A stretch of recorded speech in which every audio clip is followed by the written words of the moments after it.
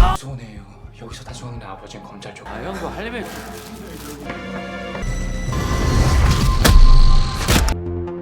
너 처음 왔자? 어?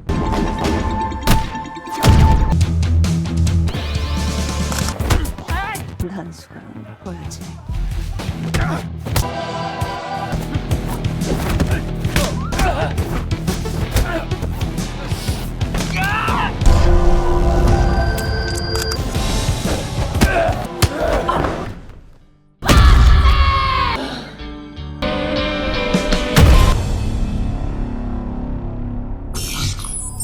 Cerita ini dimulai di sebuah SMA elit di Korea Selatan yang dikenal sebagai tempat bersekolahnya anak-anak orang kaya dan juga anak para pejabat tinggi negara. Dengan segala fasilitas dan kemewahan yang dimiliki, tersimpan sisi yang sangat gelap karena maraknya kasus pembulian yang terjadi di dalamnya. Salah satu pelakunya adalah Han Sokang, seorang murid kaya raya yang dikenal sombong dan kejam, serta sering menjadi pelaku utama dalam aksi bullying di sekolahnya. Namun meski sekejam itu, gak ada satupun murid maupun pihak sekolah yang berani menegurnya, karena Sokang merupakan anak dari orang yang sangat berpengaruh di Korea Selatan. Saking kejamnya, ia bahkan sampai dijuluki sebagai iblis di dalam sekolah, karena sering menyiksa murid-muridnya lain yang dianggap lebih rendah darinya. Singkat cerita, pada suatu hari masuklah seorang guru magang bernama So Simin, yang terlihat sangat anggun, ramah, dan menyenangkan. Ia menjalankan pekerjaannya dengan sungguh-sungguh, serta berusaha mendekati setiap guru yang ada di sana, dengan harapan suatu saat bisa mendapatkan rekomendasi untuk menjadi guru tetap di sekolah elit tersebut. Setelah seharian menunjukkan sikap ramahnya kepada semua orang di ruang guru, Simin pun mencoba melepaskan emosinya dengan nge-tweet di dalam bilik kamar mandi sekolah. Nggak lama kemudian, dua guru senior, sebut saja Rani dan Rini, masuk ke dalam kamar mandi. Di sana mereka membicarakan seorang guru lama yang mejanya kini ditempati oleh Simin. Rini merasa Simin sebaiknya diberitahu soal guru sebelumnya. Namun Rani menilai hal itu terlalu tragis untuk disampaikan kepada Simin yang baru saja bergabung. Karena penasaran, Simin akhirnya mencari informasi tentang guru tersebut di internet. Dan ia pun terkejut saat mengetahui bahwa guru sebelumnya bunuh diri akibat tekanan karena sering dibully oleh murid-muridnya. Singkat cerita, Rani yang ternyata bernama asli Jae Kyung mengajak Simin ke sebuah ruangan khusus guru dan mengatakan bahwa ia ingin menunjukkan sesuatu tentang sisi gelap sekolah ini. Di sana, Jae Kyung memperlihatkan sebuah video pembulian yang dilakukan Sokang bersama gengnya terhadap nenek penjual kebab. Ia menjelaskan bahwa video tersebut hanyalah satu dari sekian banyak aksi perundungan yang dilakukan oleh Sokang, yang juga sering memukuli teman-temannya di sekolah.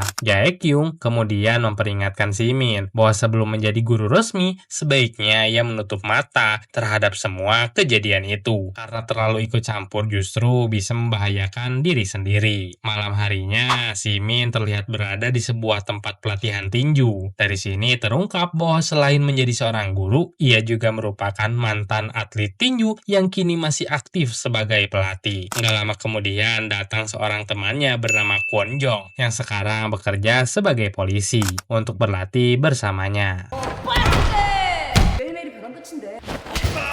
Setelah selesai berlatih, Simin dan Kwon Jong mengobrol santai. Dari percakapan itu baru diketahui bahwa Simin bukan hanya mantan atlet tinju, tetapi juga pernah menjadi atlet taekwondo dan judo dengan berbagai prestasi. Namun, ia terpaksa berhenti karena ayahnya terlilit hutang. Simin akhirnya harus merelakan seluruh tabungannya dan bekerja keras selama 10 tahun untuk membantu melunasi hutang tersebut, sekaligus mempertahankan tempat latihan tinju miliknya.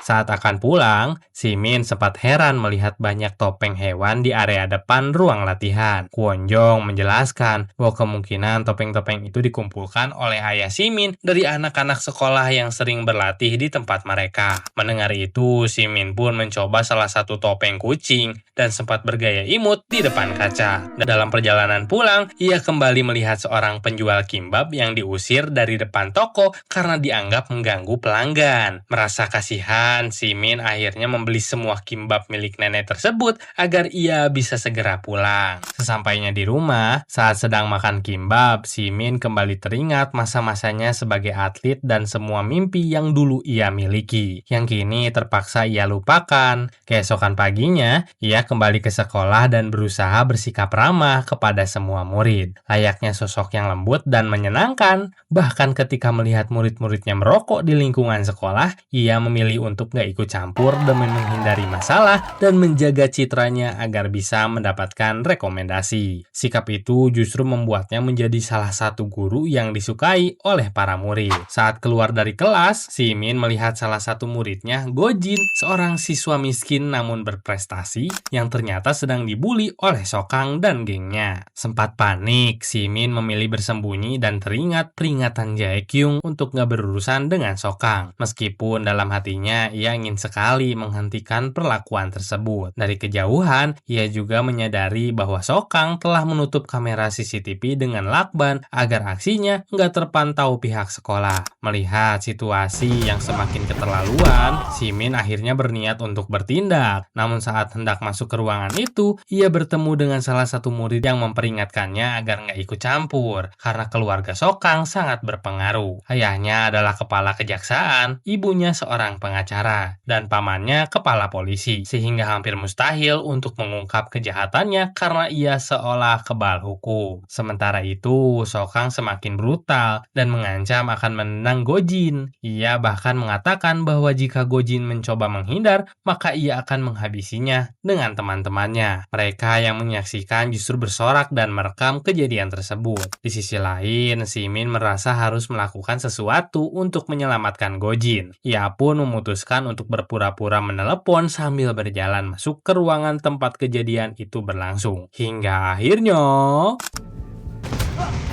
무서우네요. 여기서 다 죽었는데 아버지는 검찰 쪽. 형, 뭐 하려면 Si Min berhasil menggagalkan rencana Sokang dengan berpura-pura tertabrak secara enggak sengaja, lalu merintih kesakitan. Setelah itu, ia justru memarahi Gojin karena dianggap bermain saat jam pelajaran dan menyuruhnya kembali ke kelas. Ia juga berpura-pura minta maaf kepada Sokang karena merasa telah mengganggunya. Melihat hal itu, Sokang bertanya kepada teman-temannya tentang siapa sebenarnya si Min itu sih. Salah satu dari mereka menjelaskan bahwa si Min adalah guru baru yang menggantikan guru magang sebelumnya yang meninggal akibat dibully oleh Sokang. Malam harinya, seorang murid bernama Jen yang bekerja sebagai kurir di kedai ayam goreng sedang berlatih tinju bersama ayahnya si Min yang juga bekerja di kedai tersebut. Kedai itu sendiri merupakan milik rekan lamanya yang dulu adalah musuh bebuyutannya saat masih aktif sebagai petinju. Setelah sesi latihan singkat itu selesai, ayah si Min bercerita bahwa dulu ia pernah memiliki seorang murid yang sangat hebat dan hampir meraih medali emas dalam kejuaraan tinju. Namun karirnya hancur karena ayahnya sendiri. Sebenarnya tanpa disadari, ia sedang mengungkapkan penyesalannya sendiri tanpa secara langsung menyebutkan bahwa murid tersebut adalah anaknya. Pagi harinya, si Min kembali ke sekolah dan bertemu dengan Gojin, lalu mengajaknya ke ruang guru untuk menanyakan apa yang sebenarnya terjadi. Gojin pun menceritakan bahwa ia terus-menerus dibully oleh Sokang. Ia sudah pernah melapor ke pihak sekolah, namun gak pernah mendapatkan bantuan, bahkan justru disarankan untuk pindah sekolah karena mereka gak berani berurusan dengan Sokang. Kacau banget nih guru dah. Gojin juga mengaku sempat melapor ke polisi, tetapi hasilnya tetap nihil karena dianggap gak memiliki bukti yang cukup kuat. Di akhir ceritanya, Gojin berharap si Min bisa membantunya membalas perlakuan Sokang secara adil. Ia juga menegaskan bahwa ia gak ingin pindah sekolah karena menurutnya orang yang bersalah seharusnya yang dihukum. Di sisi lain, si Min mulai memahami situasi yang sebenarnya. Selain karena keluarga Sokang yang sangat berpengaruh, orang tuanya juga merupakan donatur utama sekolah. Mereka bahkan sering mengirim makanan kepada para guru untuk menjaga citra anaknya.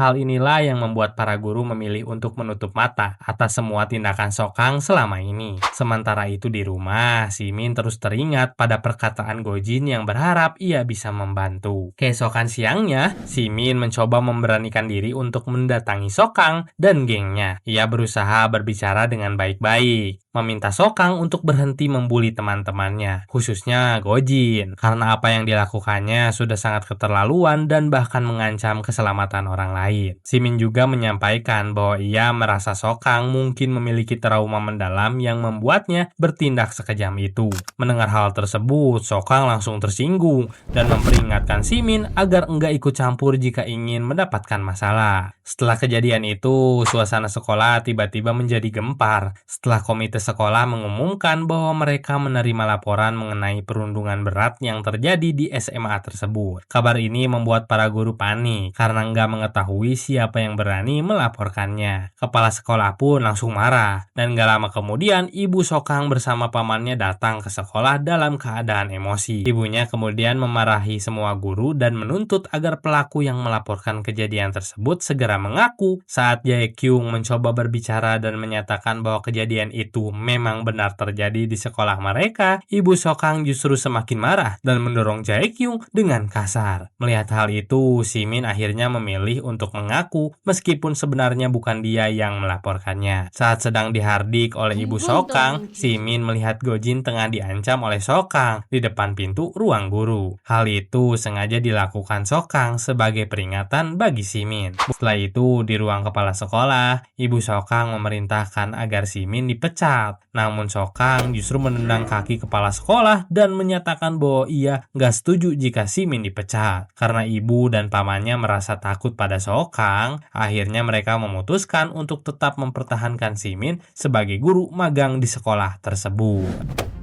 엄마가 다 알아서 해결해. 수가 없잖아. 일단 Malam harinya, Simin menemui Kwonjong dan menceritakan permasalahan yang sedang dihadapinya. Kwonjong menjelaskan bahwa kasus seperti itu memang sulit diproses tanpa adanya bukti rekaman yang jelas. Tanpa bukti tersebut, justru bisa saja Gojin yang dianggap memfitnah dan beresiko ditangkap. Mendengar hal itu, Simin semakin merasa frustasi. Setibanya di tempat latihan tinju, ia bertemu dengan ayahnya yang sedang bersiap mengantar anak-anak didiknya pulang. Namun, karena masih menyimpan emosi, Simin justru terlibat cekcok kecil dengan ayahnya dan langsung pergi meninggalkan Kwonjong serta ayahnya begitu saja. Untuk menenangkan diri, Simin pergi ke supermarket sambil makan mie. Namun, suasananya kembali berubah saat Sokang dan gengnya datang dan mulai mengganggunya. Sokang bahkan mengatakan bahwa ia baru saja menyelamatkan Simin agar enggak dipecat. Simin yang enggak ingin memperpanjang masalah mencoba pergi, tetapi Sokang menahannya dan terus mengancam agar ia enggak mencampuri urusannya. Meski begitu, karena masih mengingat nasihat Jae-kyung, Simin memilih untuk menahan diri dan meninggalkan mereka. Dalam perjalanan pulang, karena enggak fokus, Simin tanpa sengaja menabrak seorang pria mabuk. Pria tersebut langsung marah dan memukul kepala Simin. Di titik itu, kesabaran Simin akhirnya habis. Ia teringat semua perlakuan yang ia alami sejak pagi, hingga akhirnya memutuskan untuk melampiaskan amarahnya dengan menendang pria mabuk tersebut sampai enggak sadarkan diri.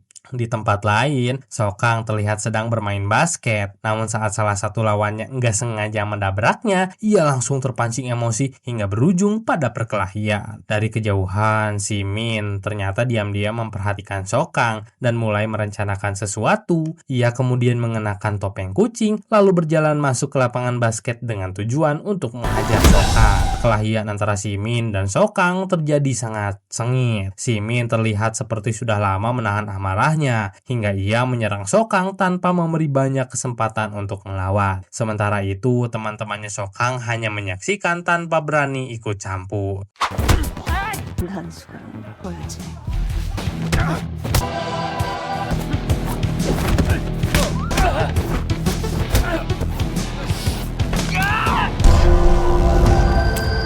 Gak lama setelah Sokang berhasil dikalahkan, polisi tiba-tiba datang dan langsung membubarkan mereka semua. Sementara itu, Simin yang ikut melarikan diri merasa puas akhirnya berhasil memberi pelajaran kepada Sokang. Keesokan paginya, sekolah dihebohkan oleh kabar tentang sosok bertopeng kucing yang mengalahkan Sokang. Rekaman kejadian tersebut dengan cepat menyebar di kalangan siswa dan membuat mereka merasa senang, bahkan menjuluki sosok itu sebagai pahlawan. Di kelas, Sokang menjadi sangat marah saat melihat mejanya dipenuhi coretan gambar kucing yang dibuat oleh para siswa sebagai ejekan atas kekalahannya. Karena kesal, Sokang bersama teman-temannya pun meninggalkan sekolah. Dalam kondisi emosi yang masih memuncak, ia mengendarai mobil dengan kecepatan tinggi, membuat teman-temannya ketakutan sepanjang perjalanan. Di sisi lain, di kedai ayam goreng, Jane yang mengetahui bahwa sosok bertopeng tersebut adalah Simin, menyatakan bahwa kejadian itu justru membawa kebahagiaan bagi banyak orang di sekolah. Ayah Simin yang mendengar hal itu pun terkejut, lalu dengan bangga mengatakan bahwa Simin adalah putrinya dan seorang petinju sejati. Sementara itu, di tempat latihan, Kwon Jong yang juga mengetahui identitas sosok bertopeng itu memperingatkan Simin untuk berhenti dan mencari cara lain, karena ia nggak ingin Simin menghadapi masalah yang lebih besar di kemudian hari. Tempat lain, Sokang ternyata masih terus melakukan perundungan terhadap Gojin. Ia bahkan memaksa Gojin menuruni tangga tanpa baju dengan wajah tertutup plastik. Setelah berhasil sampai ke lantai dasar, Gojin langsung berlari menyelamatkan diri menuju kedai ayam goreng. Setibanya di sana,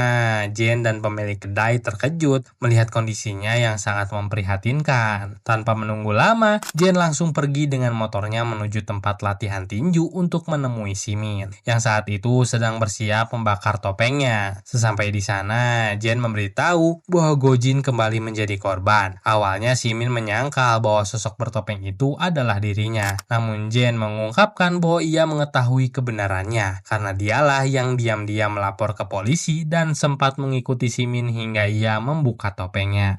Sementara itu di kedai, Gojin yang sudah nggak tahan dengan perlakuan Sokang akhirnya mengambil sebuah pisau dan berniat menghabisinya malam itu juga. Di tempat lain, Sokang justru terlihat tertawa puas saat menonton rekaman Gojin yang disimpan di ponsel salah satu temannya. Nggak berhenti di situ aja, ia juga menyuruh temannya untuk mengedit dan menyebarkan video tersebut ke internet. Nggak lama kemudian, Simin datang ke tempat biliar dan langsung terlibat perkelahian sengit dengan Sokang. Di saat yang sama, Gojin berlari menuju tempat tersebut sambil membawa pesanan ayam goreng milik Sokang, sekaligus pisau di tangannya. Sokang yang diliputi dengan dendam sempat membuat Simin kewalahan. Namun perlahan Simin berhasil membalikan keadaan dan menghajarnya berkali-kali. Saat akhirnya berhasil membuat Sokang babak belur, gak lama kemudian Gojin datang dengan amarah yang sudah memuncak. Simin yang menyadari bahwa Gojin berniat menghabisi Sokang segera mencoba menghalanginya. Dalam proses itu kakinya terluka parah hingga ia harus dilarikan ke rumah sakit karena kehilangan banyak darah. Sementara itu Gojin yang gagal meluapkan amarahnya menjadi sangat frustasi dan akhirnya dibawa pergi oleh pemilik kedai yang datang setelah mengetahui pisaunya dibawa oleh Gojin. Setelah situasi mereda dan Gojin dibawa kembali ke kedai, nenek penjual kimbap yang ternyata adalah neneknya datang karena mendengar kabar bahwa cucunya baru saja terlibat perkelahian. Di sisi lain, di rumah sakit, Simin yang telah sadar mendapati ayahnya dan Kwon Jong yang sangat mengkhawatirkan keadaannya. Ayahnya yang baru mengetahui bahwa sosok bertopeng kucing itu adalah Simin langsung merasa marah dan berniat untuk membalas perbuatan Sokang. Simin yang merasa kondisinya mulai membaik memutuskan untuk keluar dari rumah sakit karena ia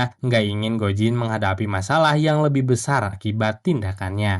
Namun saat keluar dari bangsal, ia melihat ayahnya terkapar di kursi rumah sakit dengan wajah babak belur setelah kalah menghadapi Sokang. Pemandangan itu membuat emosi Simin kembali memuncak. Dalam perjalanan pulang, ayahnya mencoba meminta maaf atas kejadian di masa lalu saat Simin mengikuti kejuaraan tinju tingkat nasional. Ia mengungkapkan bahwa sebenarnya Simin bisa saja menang, namun memilih untuk menahan pukulannya dan kalah karena sebelumnya ada seseorang yang menawarinya uang untuk melunasi hutang sang ayah. Ayahnya mengaku sudah mengetahui hal itu sejak dulu, dan itulah alasan ia sempat marah besar hingga mengatakan bahwa Simin bukan lagi anaknya, karena menganggapnya pengecut. Namun seiring waktu, ia menyadari bahwa keputusan Simin adalah bentuk pengorbanan untuk dirinya. Simin yang hanya berpura-pura tidur di kursi belakang mobil, diam-diam menahan tangis saat mendengar permintaan maaf tersebut. Keesokan harinya di sekolah, Sokang dan gengnya mulai mencurigai bahwa sosok bertopeng kucing itu adalah salah satu siswa di sekolah mereka. Ia pun memeriksa satu persatu murid untuk mencari yang memiliki luka di tangan kiri. Namun setelah diperiksa, nggak ada satupun yang menunjukkan tanda tersebut. Hingga ketika seorang siswi mencoba melawan, Sokang justru menyeretnya secara kasar dan mempermalukannya di depan siswa lainnya. Hingga akhirnya tanpa sengaja, Sokang melihat luka di tangan Simin saat ia tertabrak oleh murid lain. Dari situ, Sokang menyadari bahwa Simin adalah sosok kucing bertopeng tersebut. Tanpa menunggu lama, ia langsung menghampiri Simin dan mencengkram tangan yang terluka itu. Ia pun bertanya mengapa Simin memilih menyelamatkannya. Dan Simin menjawab bahwa ia hanya ingin melindungi Gojin agar enggak terjerat kasus hukum. Setelah itu, Sokang sempat mencoba menghabisi Simin dengan menutup kepalanya menggunakan plastik. Namun ia mengurungkan niatnya ketika melihat poster pertandingan tinju sekolah. Ia kemudian menantang Simin untuk bertanding di ring tinju dengan tujuan mempermalukannya di depan semua orang. Simin nggak bisa menolak karena Sokang mengancam akan menyerahkan rekaman saat Gojin mencoba menyerangnya kepada polisi, yang bisa membuat Gojin dipenjara.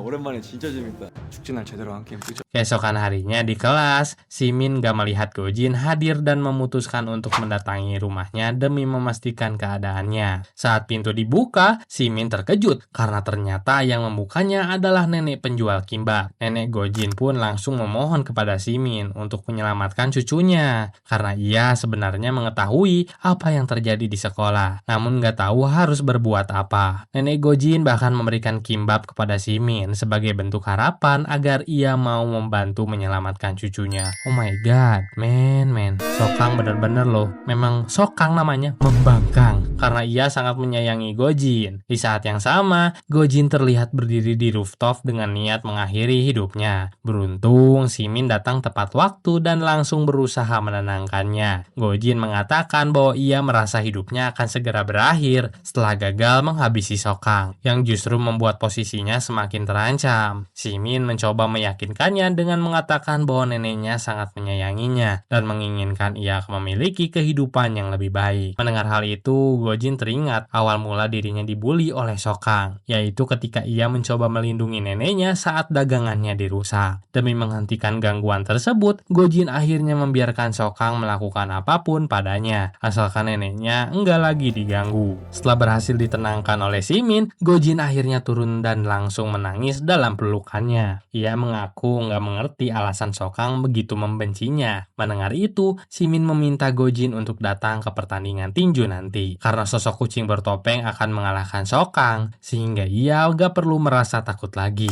Singkat cerita, hari pertandingan pun tiba. Secara terang-terangan, pertandingan tersebut bahkan disebut sebagai pertarungan kematian antara Sokang dan sosok kucing bertopeng. Yen yang sudah mengetahui identitas sosok tersebut terlihat semakin bersemangat dan sengaja membagikan topeng kucing kepada para siswa sebagai bentuk dukungan. Hal itu pun disambut antusias oleh para siswa yang sudah lama merasa muak dengan sikap Sokang. Di hari itu, Sokang datang dengan penuh amarah dan dendam untuk mengalahkan Simin. Para guru pun diam-diam mendukung sosok kucing tersebut tanpa mengetahui bahwa Simin adalah orang di baliknya. Sementara itu, Jaekyung yang sebelumnya sempat melihat Simin hampir dihabisi oleh Sokang, secara langsung menyatakan dukungannya dan mengatakan bahwa ia bangga kepada Simin. Meski merasa terkejut, Simin tetap bersyukur karena akhirnya mendapatkan dukungan dari seniornya sendiri. Melihat begitu banyak dukungan dan semua yang sudah ia lewati, Simin akhirnya semakin bersemangat untuk mengalahkan Sokang. Ia pun mengenakan kembali topengnya dan bersiap memasuki ring tinju. Sementara itu di luar, Gojin datang ke sekolah dan baru menyadari bahwa sosok kucing bertopeng tersebut adalah Simin, guru yang sebelumnya menyelamatkannya. Gak lama kemudian, Simin memasuki area pertandingan dan langsung naik ke ring tinju, di mana Sokang sudah menunggunya. Setelah keduanya bersiap, pertandingan pun dimulai.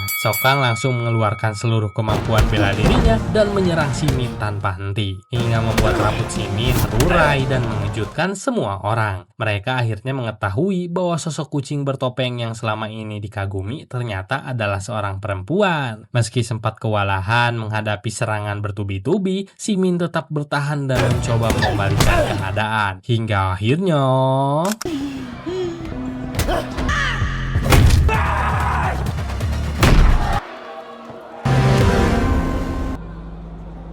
Setelah itu, Simin membuka topengnya di hadapan semua orang, yang kembali dibuat terkejut karena sosok tersebut adalah Simin, guru magang yang selama ini dikenal ramah. Awalnya suasana dipenuhi kekhawatiran, namun perlahan berubah menjadi dukungan dengan para siswa meneriakkan namanya. Simin, Simin, Simin. Dengan dukungan tersebut, Simin semakin bersemangat dan terus menekan Sokang tanpa memberi kesempatan. Kepada kepala sekolah sempat mencoba menghentikan pertandingan karena khawatir dengan kondisi Sokang. Namun Sokang menolak dan bersikeras melanjutkan pertarungan karena yakin bisa mengalahkan Simin. Hingga akhirnya Simin berhasil menendangnya hingga tersungkur tepat di depan Gojin. Setelah itu, Simin meminta Sokang untuk meminta maaf kepada Gojin. Namun meski sudah dalam kondisi babak belur, Sokang tetap menolak. Secara tak terduga, Gojin justru mengatakan bahwa ia juga gak membutuhkan permintaan maaf tersebut, karena ia gak akan pernah memaafkan Sokang. Lalu pergi meninggalkan area pertandingan. Sokang yang masih gak terima mencoba menyerang kembali, namun dengan cepat Simin menjatuhkannya hingga gak sadarkan diri.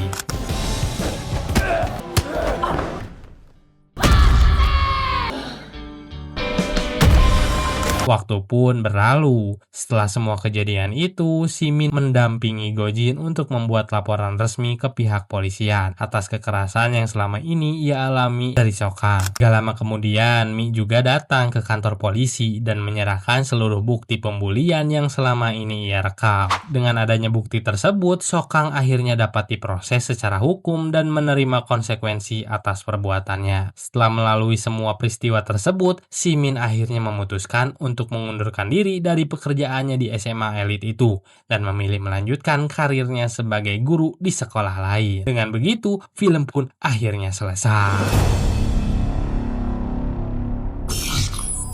Dari cerita ini, kita bisa melihat bahwa diam terhadap ketidakadilan justru bisa membuat keadaan semakin memburuk ya sob. Terkadang melawan memang beresiko sih, tapi memilih untuk gak melakukan apa-apa juga punya konsekuensi yang sama besarnya. Film ini juga menunjukkan bahwa keberanian gak hanya tentang kekuatan fisik, tapi juga melibatkan keputusan untuk berdiri di sisi yang benar. Bahkan saat semua orang memilih untuk menutup mata. Seperti kata Nelson Mandela nih, keberanian bukanlah ketidakadaan rasa takut, melainkan kemampuan untuk mengalahkan rasa takut itu. Dalam konteks film ini, Simin sempat merasa takut dan ragu, tapi dia memilih untuk bertindak demi melindungi orang lain. Dan justru dari situlah perubahan mulai terjadi. Nah, kira-kira gimana sih menurut kamu sosok Simin ini? Coba tulis pendapat kalian di kolom komentar. Dan jangan lupa untuk like, subscribe, sekaligus nyalain loncengnya biar nggak pernah ketinggalan cerita seru dari film-film lainnya. Oke, see you next time and goodbye.